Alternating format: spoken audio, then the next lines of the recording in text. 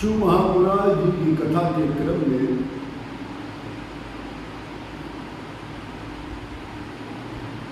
रुद्र संहिता खंड 2 का सृष्टि खंड 2 का आज तीसरा अध्याय है। इस अध्याय का नाम है ब्रह्मा जी द्वारा कामदेव को श्राप।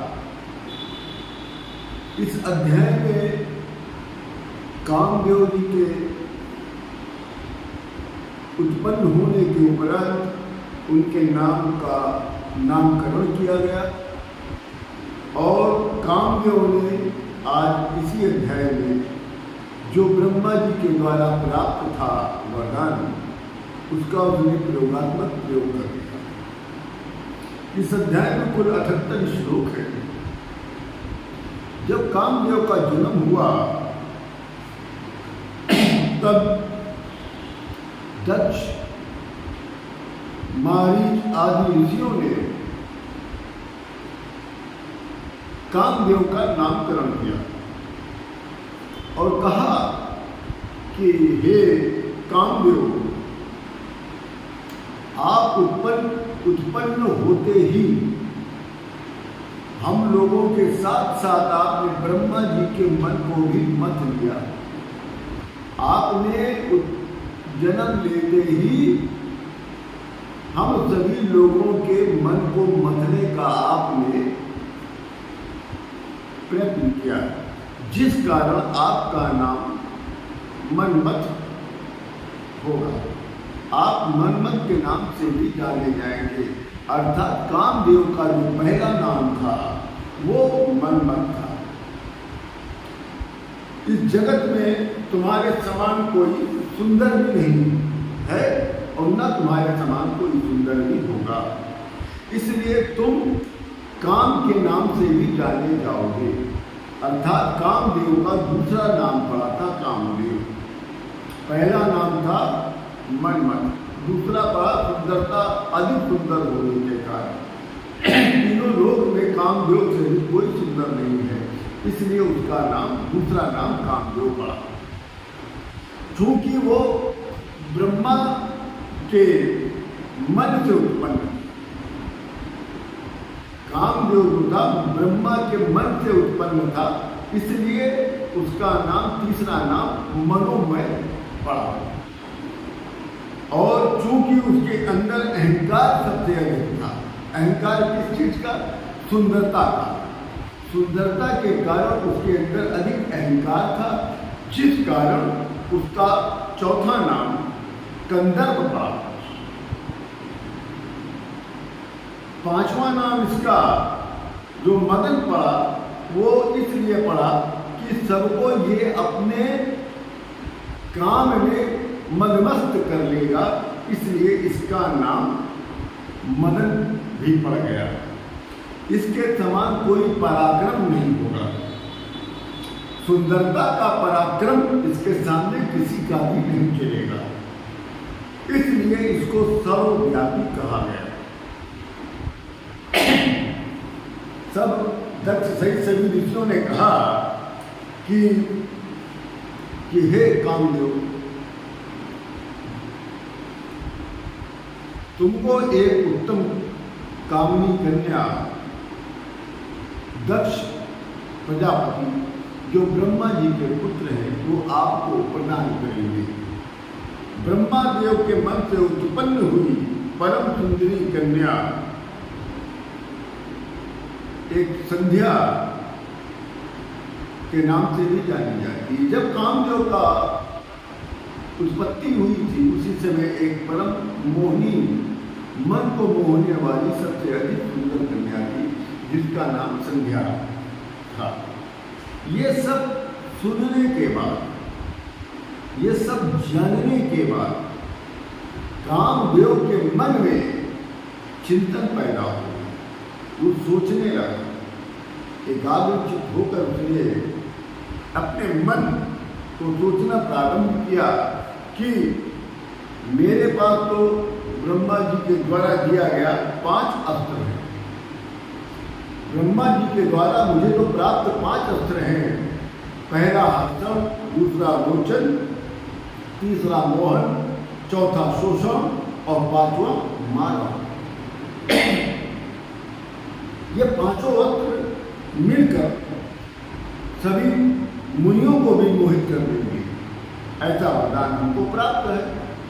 तो क्योंकि ऐसा वरदान मुझे ब्रह्मा जी ने दिया है और वो भी सनातन रूप सृष्टि करने के लिए मुझे आदेशित भी किया गया, तो इसी आदेश का ये इनका दिया गया वरदान कितना सही है या गलत है, इसका प्रयोग क्यों ना हम इन ऋषि मुनियों और ब्रह्मा जी पे कर लें। ये उसने अपने मन में सोच लिया और उसने सोचते ही उसने सबसे पहला उसने ब्रह्मा जी पर ही अपना निशाना साध दिया। अब जो ब्रह्मा जी के द्वारा प्राप्त था वरदान, उसने सीधा ब्रह्मा जी पे ही किया और उसने ये भी मन में सोचा कि जो हमको कन्या दी गई है संध्या, वो भी मेरा समर्थन करेगी मेरे काम में, तो क्यों ना आज ब्रह्मा जी के दिए गए वरदान का आज मैं यहीं पर ब्रह्मा जी पे ही प्रयोग कर लें। अब उसने ब्रह्मा जी पे प्रयोग करना प्रारंभ कर दिया। महाराज चिंतन करते करते कामदेव ने क्या किया, अपने पुष्प धनुष पर पुष्प बाणों का संधान करना प्रारंभ कर दिया। जैसे ही श्रेष्ठ धन्वी कामदेव ने धनुष खींचने की मुद्रा में होकर यत्न पूर्वक धनुष चढ़ाकर जैसे मंडलाकार अपने को करता है, वैसे ही मन को आच्छादित करने वाला जो वायु था वो सुगंधित हो गया। फिर उसने अलग अलग प्रकार के बाण चलाए। उस समय जितने मुनि लोग थे, ऋषि मुनि, सभी के मन अब आकर्षित होने लग गया। ब्रह्मा जी का भी मन बहकने लग गया। सबके मन में एक विकार उत्पन्न होने लग गया। कौन सा विकार? काम का, अर्थात काम वासना का। अब इसी में ब्रह्मा जी ने जो अपनी उत्पन्न पुत्री थी, जो उन्होंने मन से कामदेव के बाद संध्या को उत्पन्न किया था, वो संध्या को की तरफ देखने लगे। उनके मन में काम का जो उद्रेक था वो बहुत अधिक बढ़ गया। चूंकि स्त्री जो होती है वो काम को बढ़ाने वाली होती है, तो ब्रह्मा जी ने संध्या रूपी स्त्री को देखना प्रारंभ कर दिया और उसी समय ब्रह्मा जी के शरीर में वंचा प्रकार के भाव उत्पन्न हो गए। तब ब्रह्मा जी के मन में संध्या को देखकर जब ब्रह्मा जी का मन वासना पूर्ण हो गया, परिपूर्ण हो गया, तब कामदेव ने जब मारीच, अत्रि और ऋषिगणों को संध्या को की तरफ आकर्षित करके उनको भी काम के विकार से युक्त कर दिया, तब ब्रह्मा जी की पुत्र वधू ने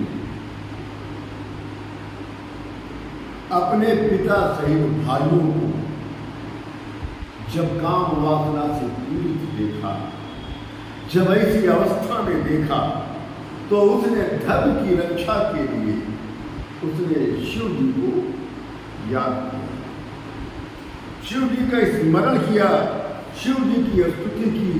ये शिव स्तुति चूंकि बहुत बड़ी है, यहाँ हम आपको आखिरी पंक्ति में आपको श्लोक का स्तुति का आखिरी श्लोक सुना।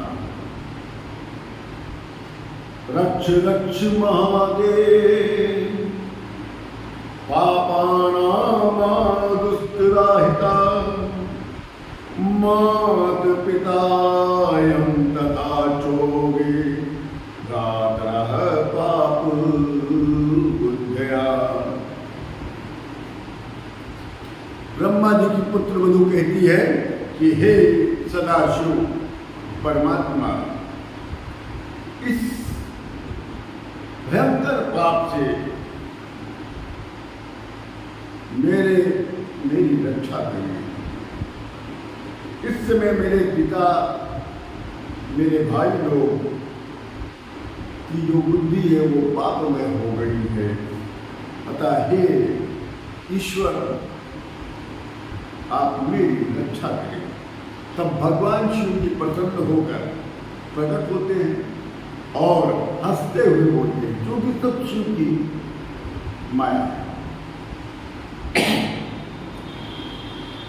शिव जी कहते हैं, हे ब्रह्मा, तुम तो वेद मार्ग का अनुसरण करने वाले हो, फिर भी तुम अपनी कन्या को ही देखकर तुम्हारे मन में काम भाव का उत्पन्न होना उचित बात नहीं है। बुद्धिमान को चाहिए ब्रह्मा जी कि माता भगिनी, भागिनी और भात्र पत्नी तथा कन्या को समान दृष्टि से देखना चाहिए। इन लोग की तरफ कदापि कुदृष्टि नहीं डालनी चाहिए। हे ब्रह्मा, आप तो वेद मार्ग का सिद्धांत जानते हैं और वेद तो आपके मुख में है, और इसलिए आपके मन में सदा धैर्य होना चाहिए। आश्चर्य इस बात का है कि शुद्र काम के वशीभूत हो आप अपनी ही कन्या के से रमण करने के लिए आपने अपना धैर्य नष्ट कर दिया। दक्ष सहित सभी ऋषिगण, आप सभी लोग एकांत मार्गी हो जाते हैं, तो कैसे स्त्री को देखते ही आप उसमें लोग हो जाते हैं। कथम कामोपि मद्यात्मा प्राबल्यात् सोऽधुनैः विकित्तानहवाणे कितुमान कालज्ञो अल्पचेतनः। अल्प बुद्धि वाला मंदात्मा यह काम भी बिना अवसर के इसी समय अपने बल को प्रकट करने के लिए आप लोगों को विकार युक्त क्यों बना दिया। धैर्यादालोलेषु मज्जेत्यापि मानसम। स्त्रियों के वशीभूत रहने वाले पुरुष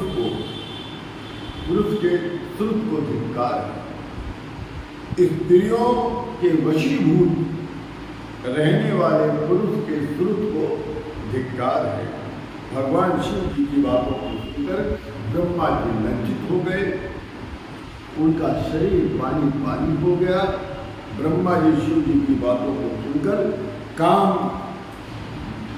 वासना से अपने मन का त्याग किया है और इसी क्षण ब्रह्मा जी के शरीर से तर्म बिंदु श्वेत पृथ्वी पर जा गिरा, जिससे अग्निश्वात इत्यादि पितृगणों की उत्पत्ति हुई, जिनका शरीर काला अंजन पर्वत के समान कृष्ण वर्ण जैसा था। इन पितृगणों के नेत्र पूरे खुले से और कमर के समान विशाल थे। ये पितृ पुष्पशील महायोगी संसार के विमुख रहने वाले थे। इन पितृगणों में से अग्निश्वात नामक पितरों की संख्या 64,000 तथा बृहस्पत पितरों की संख्या 86,000 है। इसी समय दक्ष के शरीर से विश्वेत निकलकर पृथ्वी पर जा गिरा, जिससे समस्त गुण संपन्न एक परम मनोहर स्त्री उत्पन्न हुई। उसका शरीर सूक्ष्म था, कटिप्रदेश सम था और शरीर की रोमावली अत्यंत सूक्ष्म थी। शरीर मृद, दांत परम सुंदर थे। मुख कमल चंद्रमा के समान रमणीय था। उसका नाम रति था। मारीच आदि 6 ऋषियों से ने अपनी इंद्रियों को संयमित करने का मन बनाया, परंतु 4 ऋषियों का बीज पृथ्वी पर जा गया, जिससे और भी पृथ्वी की उत्पत्ति हुई, जिनका नाम सोमवा, आजप्या और सुकालिक व हविष्यान था। क्रतु से सोमक नामक पितर उत्पन्न हुआ था। और वशिष्ठ से सुकालीन नामक पुत्र उत्पन्न हुआ, पुलस्त्य से आगण्य नामक और अंगिरा ऋषि से हविष्मान नामक पुत्र उत्पन्न हुए। इस प्रकार कव्यवाद आदि के उत्पन्न हो जाने पर ये सभी पुत्र कव्य वहन करने वाले कव्यवाद संध्या पुत्रों को उत्पन्न करने के कारण पितृ प्रसु कही गई। शिव जी के द्वारा देख लेने के कारण संध्या दोष रहित हो गई और जिसके कारण वो धर्म कर्म करने के योग्य हो गई। इसके पश्चात धर्म कर्म की रक्षा कर सदाशिव अंतर ध्यान हो गए। तब कामदेव तो क्रोधित होकर कामदेव पर क्रोधित होकर ब्रह्मा जी ने श्राप दे दिया था। तब कामदेव ने ब्रह्मा जी से कहा कि हे ब्रह्मा जी, आप तो न्याय मार्ग का अनुकरण करने वाले हैं। ब्रह्मा जी कामदेव कहते हैं कि ब्रह्मा जी आप तो न्याय मार्ग का अनुकरण करने वाले हैं, फिर आपने मुझ निरपराध को इस प्रकार का दारुण श्राप क्यों दिया? आपने जैसा कहा था मैंने वैसा ही किया, तो मुझे श्राप देना आपका उचित था। आप ही ने कहा था कि ब्रह्मा विष्णु तथा रुद्र भी हमारे बाणों से वशीभूत हो जाएंगे।